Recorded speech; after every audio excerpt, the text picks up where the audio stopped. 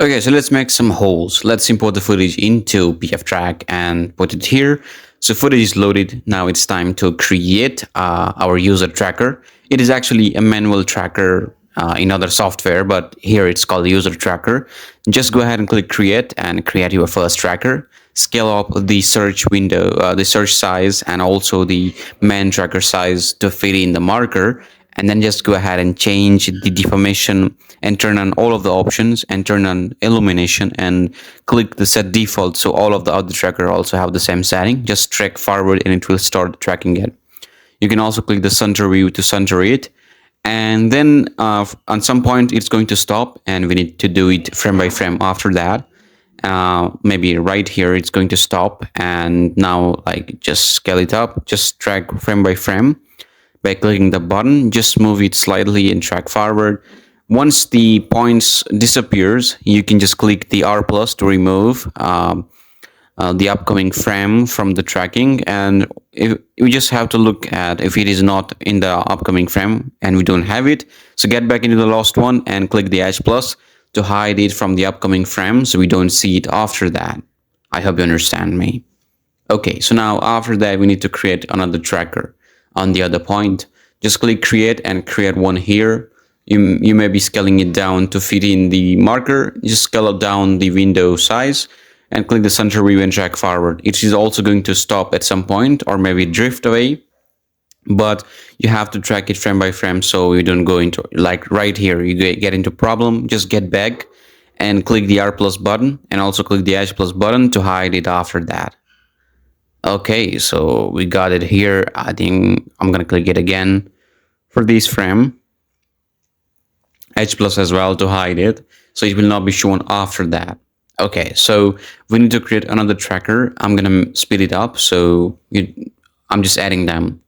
I'm just adding other tracker on exactly the same way that I did for the previous two trackers. It is not different. It is exactly the same.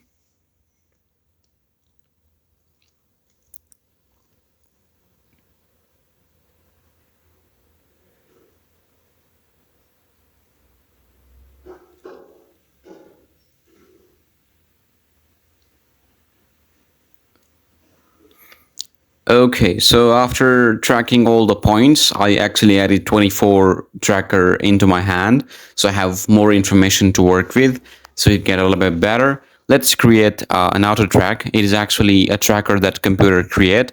So I'm gonna mask my hand. So I'm gonna click the mask button, and I'm gonna also click the Bezier roto to mask around my hand so it isolates from the environment. It is because I don't want the tracker to be outside my hand. I just want them to stick to my hand. That's why I'm just making a mask. I'm gonna go ahead and click invert button here to invert the mask here so we only have the mask on my hand. Let's click the track forward button to track the forward upcoming frames, but at some point it's going to drift away, or it doesn't work. We need to, then we need to do it with frame by frame because it is the only approach that we can do. Okay, so it stops here. I'm gonna go ahead and change it manually. It is better to stop and change everything manually because automatic doesn't really work always. So just move forward in your timeline and change the points to the exact position that they're supposed to be.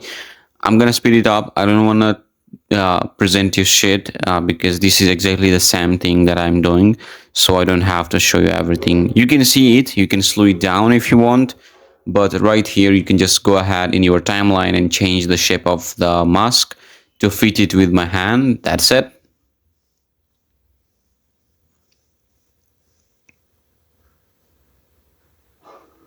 Okay, so it's the final frame. Let's also pick all the point into its exact positions like that. I'm just gonna slightly move it something like that, and this is what we got here.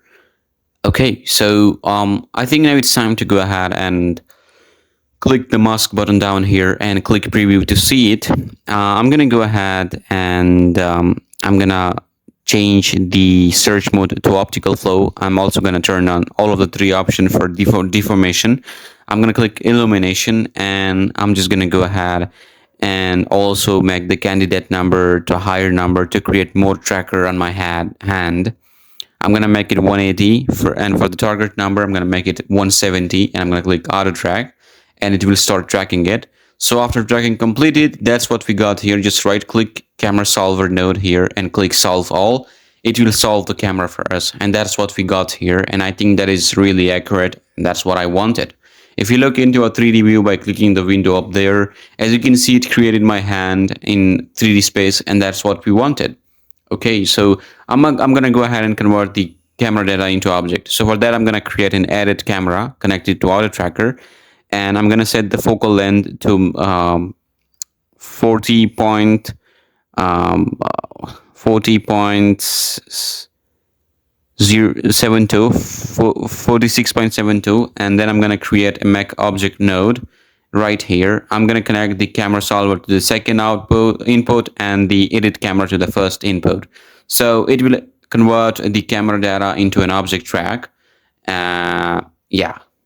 Okay, so I'm gonna rotate the object right there to match it with my hand, so it is important. Something like that.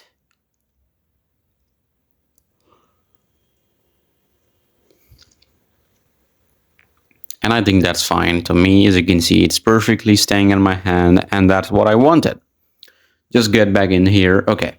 So I think I need to export this data into Blender because I think it's almost done and I think it is working. I'm going to right click, go into export and click export. I'm going to change the type format to Coletta DAE. I'm going to choose a location for it. It is totally up to you. I'm going to click OK and click export scene. Now it's exported into Blender. Let's just go into output setting and change the frame rate to 25 FPS. Let's check the resolution of our images to match it. So I'm going to go ahead into properties. And as you can see, the resolution is 3840 and then X2160. So we need to put this resolution into the Blender project. So I'm going to put it right here for 3840 and 2160.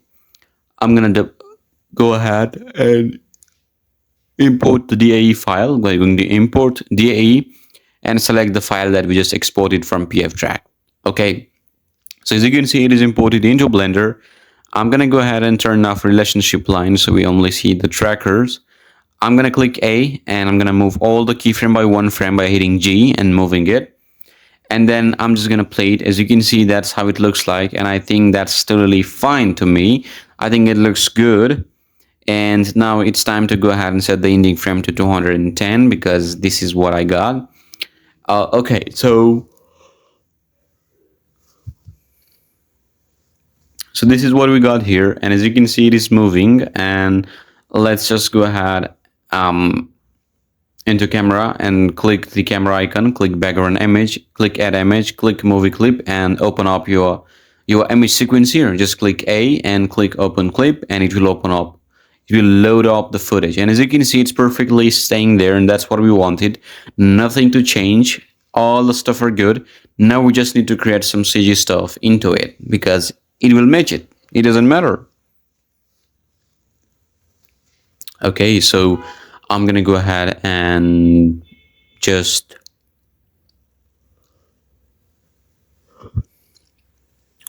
create a cube here. I'm going to go into top view and I'm going to match it with my hand. I'm actually creating a very low poly kind of form of my hand. So it's not going to be really extremely high poly. It's just going to be very simple kind of cube-ish low poly thing here. I'm going to scale it accordingly. I'm going to scale it accordingly to my hand. So it fits it. I can rotate it. I can extrude it forward. I'm actually creating a 3D kind of representation of my hand, so it isn't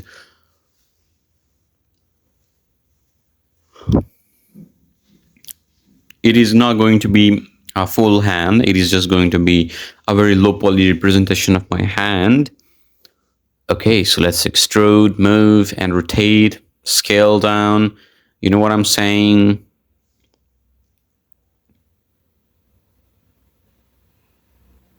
So you got all the trackers. You can just match your hand with it.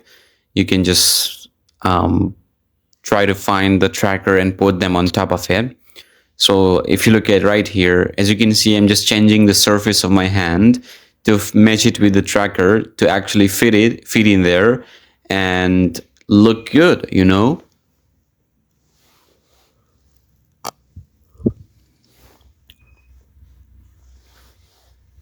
Okay, so also go into camera view in wireframe and then try to match it with your finger because it is really, really important.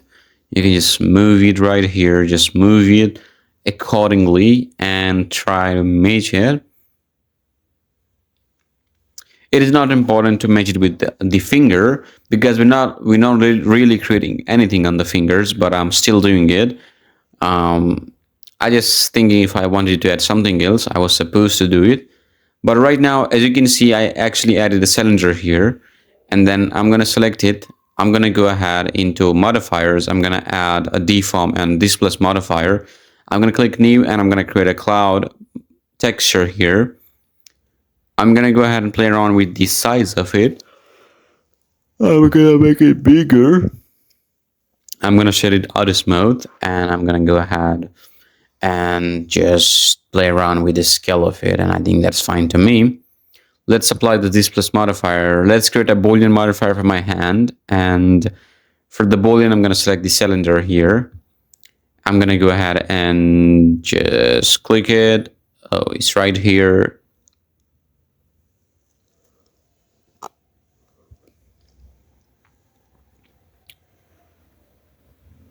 Where is it? Oh shit, I think I need, oh, it's right here. I can hide it if I want it.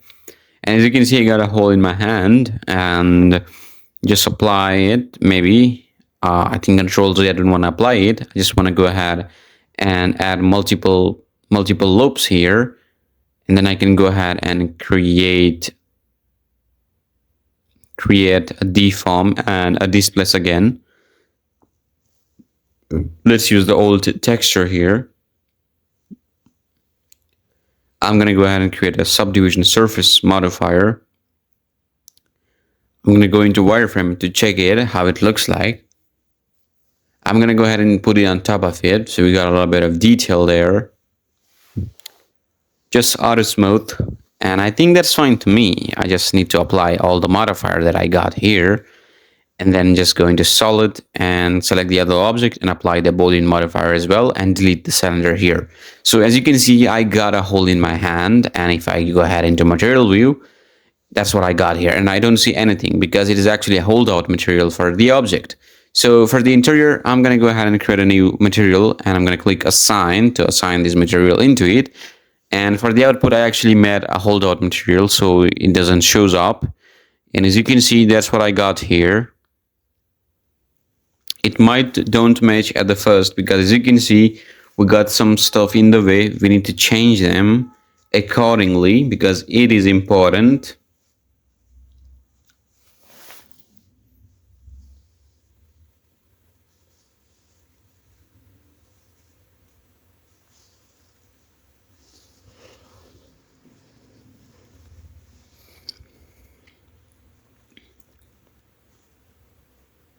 Just go ahead and move it like that into wireframe and just turn on your proportion editing and just move it towards here.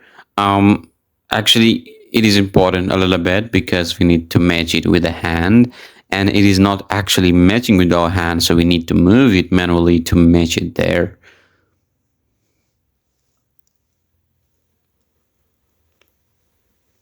Okay, this looks good to me. I'm going to go ahead and into solid. I'm going to go ahead and split the window here, change it to shader editor, go into material, click N to close up the other sidebar.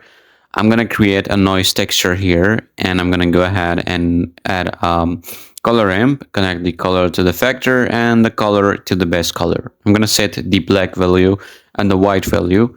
I'm going to set the white value to have a little bit of brighter red color, and for the black one I'm going to go ahead and make it a little bit of a darkish brownish kind of red color. I'm going to play around with the roughness. Maybe I'm just going to go ahead and create another noise texture. I'm going to hit Ctrl T and connect the object into it. I'm going to go ahead and create a bump node and connect it to height, and then connect the bump into the normal and play around with the height if you want. And that's what I got here. I can play around with the strength here. I can just increase the roughness and maybe the detail because it is important. I can also play around with the scale of it because why not? And I think that looks good to me. Okay, so I'm gonna go ahead under subsurface. I'm gonna also add it because it is a little bit naturalistic, I guess, to how some light goes through the subsurface. I'm gonna go ahead and play it to see what we got here.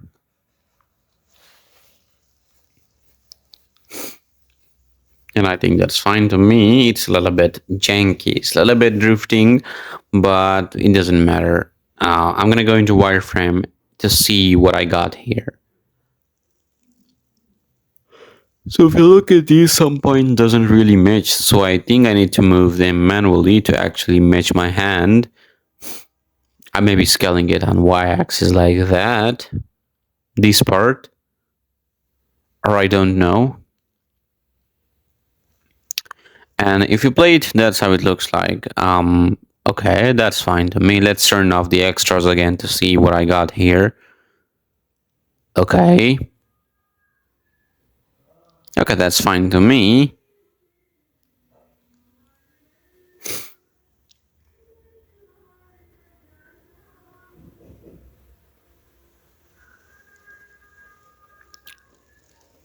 Okay, let's just go into the solid mode, and I'm gonna go ahead and select the interior. I'm gonna click E and then scale it down and scale it on y-axis to a little bit fit it again. Turn off the proportional editing, scale it like that so you get a little bit of edge into it. And then I'm gonna go ahead into edit mode, and I'm gonna go into face selection mode. I'm gonna select this face here. I'm gonna click Alt. I'm gonna create a new material. I'm gonna add this material too, and I'm gonna click Assign. And then after that, I'm just gonna go ahead and click the 2 button to duplicate this material. And then I can change the color I want. Okay, so we can make it a little bit darker if you want. You can also play around with the roughness here, and yeah, that looks fine to me.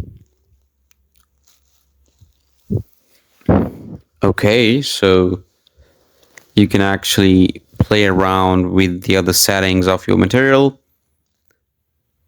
Okay, so for the second material of my hand, I can increase the scale of it to something like 19, and I can also connect just add another color which is a little bit darker than a red color at the end of it, because it's actually adding a little bit of detail into it. Just connect the color into the roughness here. Maybe I can slightly move it up because I'm going to create another color ramp here, and then I can just play around with the roughness of it. I can increase the white value to make it a little bit of, you can say, rougher, not very shiny kind of thing, but it's a good idea to have some shining stuff going on. Let's create a displacement node and connect it with the color ramp and connect this into displacement. So you can also play around with the scale of it, because why not? Okay, so right here we got the scale here, and we can also increase the detail if you want. You can also play around with the roughness and the scale of it.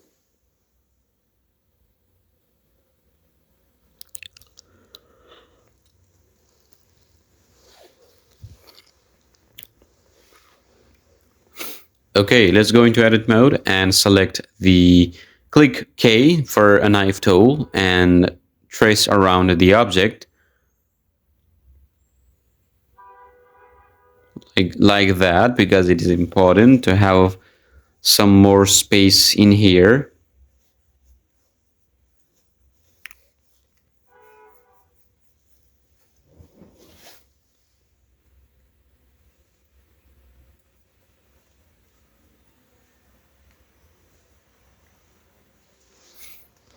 Let's select those faces and assign the blood material into it.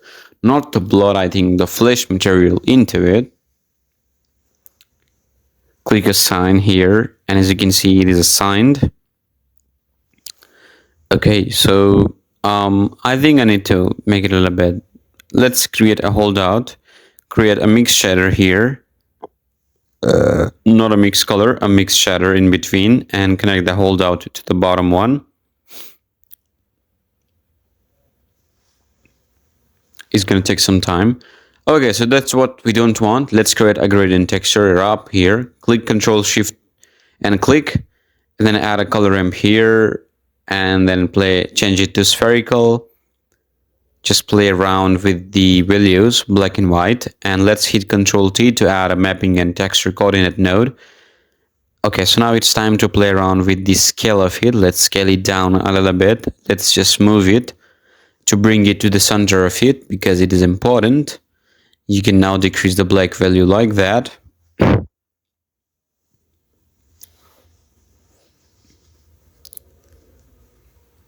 Okay, so let's just move it like this, like so.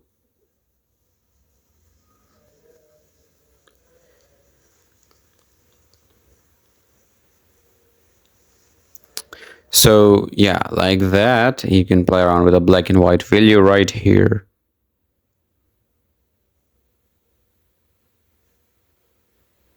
Oh, okay. By doing so, I got this value, and that's what I wanted.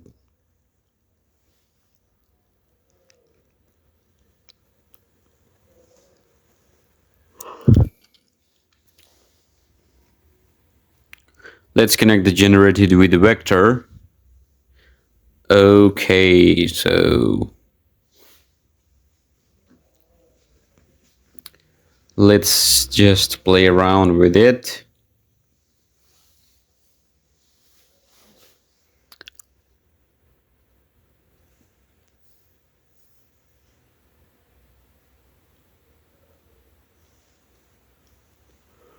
Let's connect it to the surface and connect the color ramp to the vector.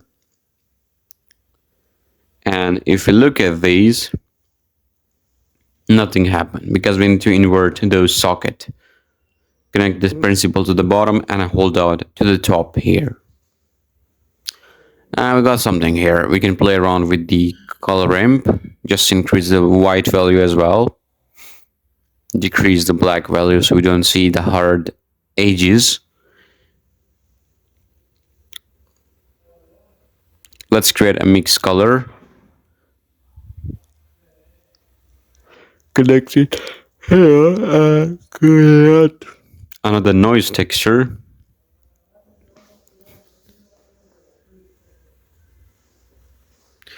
Okay, so the noise texture is created. Let's okay. Okay, so let's connect the vector into the second color. Change the mix to multiply and make the value to 1. Play around with the strength of the noise texture.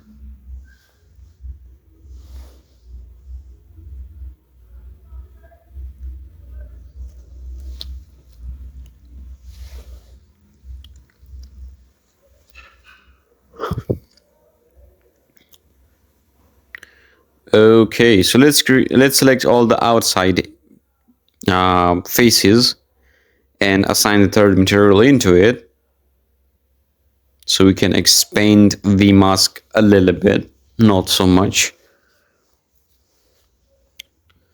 Okay, so let's just go ahead and create a vector, converter and a color ramp right here, so I can play around with the black and white value for the noise texture, and now I can connect it to the surface. Okay, so I think I think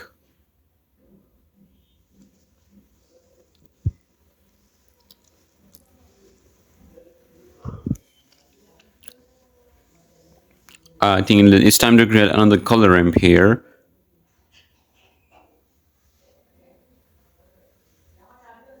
Search for color ramp and put it in between.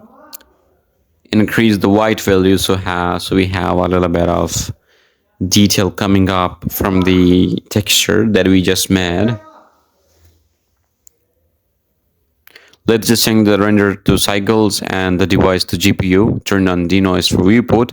Under film, click transparent. In world setting, let's just go ahead into renders and just, I think I need to click the transparent under film. Okay, so under camera, let's make the opacity to 1. Under world settings,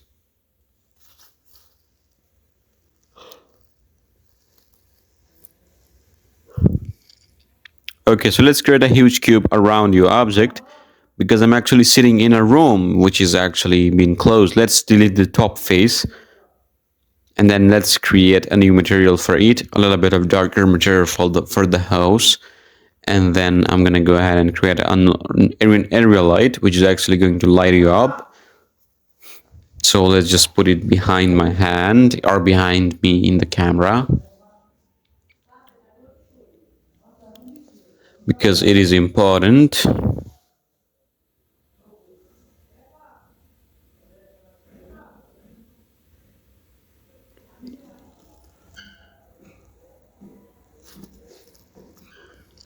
Okay, so that's what I got here. Let's take the background under object setting, under visibility. Let's turn on the shadow catcher for the box object.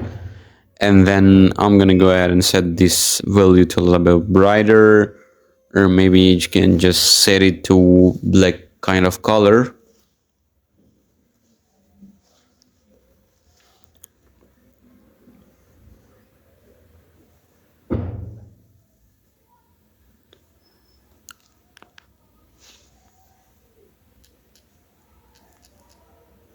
Okay, so let's load a studio. Okay, so let's just load a studio HDRI here and hit Control T so you can rotate it like that. I think I need to rotate it on 90 negative axis, and that's what I got here. And if I just look closely into it, that's what I got here. I'm gonna create a meta ball here, a ball, and then I'm gonna go ahead and scale it, squeeze it, and just move it. I'm going to scale it on y-axis and I'm going to click Shift and D to duplicate it. So it's actually sticking into the mesh, and that's what I wanted. I wanted it to have a little bit of the rough kind of look. I just didn't want it to have a very smooth kind of video. I just wanted to have more of a brutality into it. So now I'm just duplicating the metaballs into my scene. It is not really fancy, but they're really helpful to add more detail and realism into you. So that's really important for you. You can just put it anywhere you want. You can duplicate it by hitting Shift D and just move it. It is super easy and super simple. Your people will love it because it is amazing. Okay, so let's just assign the same material into the meta balls so they all have matching material, and that's what I wanted. Just duplicate the material under object settings. I'm gonna go ahead and connect it with the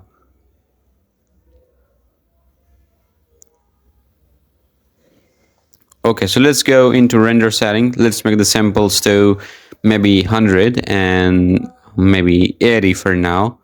I don't know why is that. I'm gonna turn on motion blur under slide down under output setting. Let's set this to a PNG sequence. Turn on RGBA and select a new location for your kids. Sorry for you, not for kids. Sorry for that. Okay. Let's hit Ctrl S and save the file. Now you can render out the animation if you want. It will render out without having any background. So it is amazing. Okay, so now I imported both of the footage into After Effects, and that's what I got here. I think everything is really good. Everything is accurate. I just set up the frame per second to be meshed together to get a better result. So I'm gonna go ahead and create a mask around my hand without the object. It is just on top of it. It is not the part of the object. So I can easily mask out the other part. I can click invert it to invert the mask into the other side of the object. So we only can mask out the small kind of portion here. So now you can just click track forward to track the mask. So to say it's going to be good for some time, but after that it's not gonna be good. You have to do it manually, frame by frame, because it's really hard.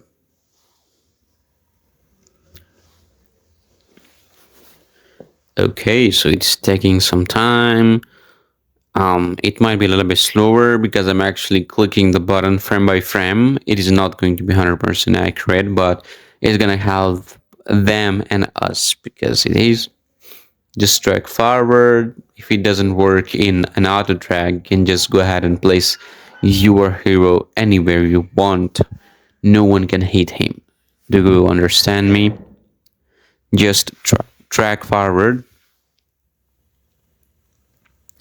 like that.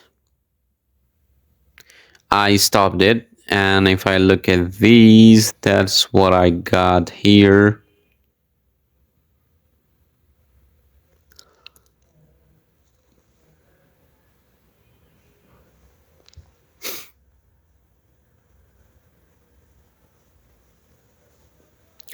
Just click drag forward to track the motion of the hand of mine.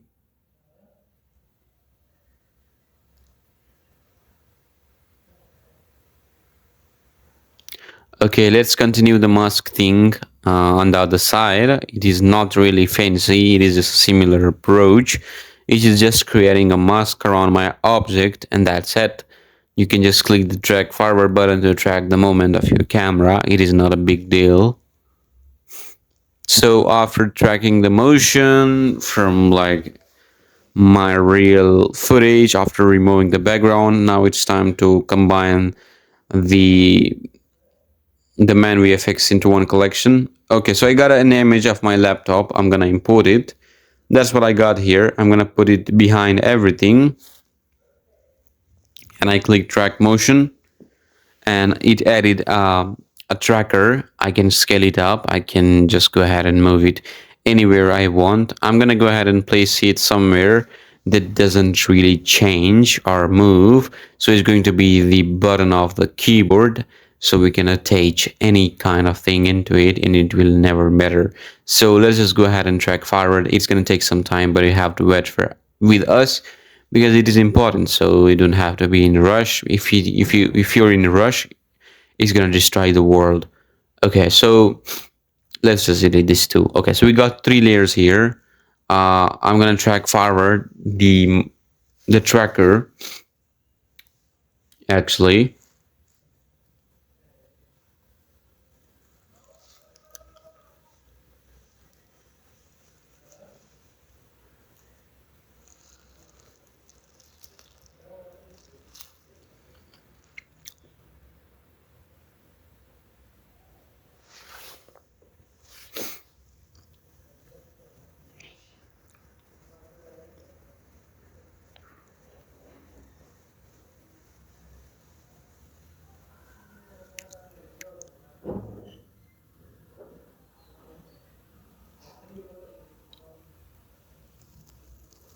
Okay, so after tracking the motion of my tracker, now I can just attach my layer into it. So what I'm gonna do, I'm gonna create a new null object layer, and I'm gonna get back into the comp here. I'm gonna select the comp, and I'm gonna click options. Oh, not options. I think it is going to be, the track type is not gonna be raw. It's gonna be transform. And now we can edit the target. Just click it and go ahead and select the null one and click OK. So it will attach with the null one object.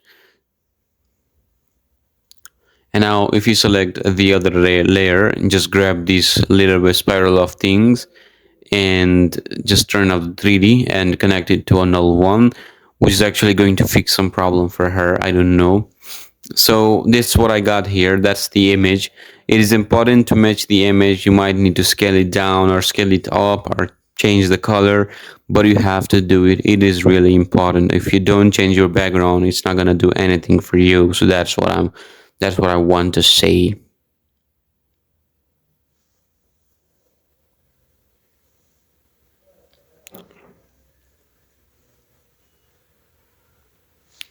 Okay, so let's go ahead and create a lumetri color for the behind the image, and then I can play around with the contrast, maybe the exposure, maybe the saturation or maybe the temperature if you want.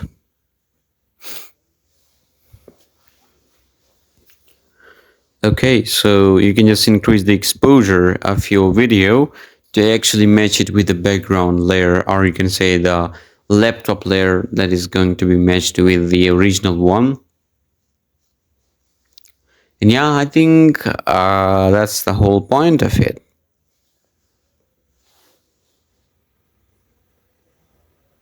Yeah, I guess it is working and it's really, really good.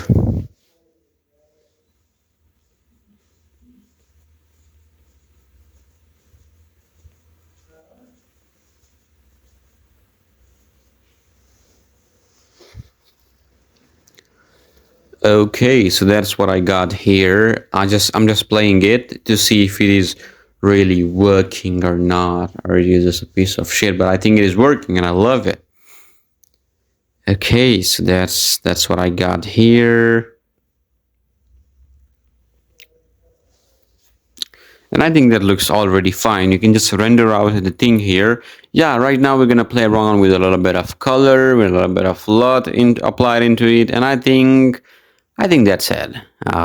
There is nothing else to explain. I hope you understand me. So guys, that was for today. If you want to get more videos like that, hit the subscribe button, like this video, share it with your friend, and thanks for watching.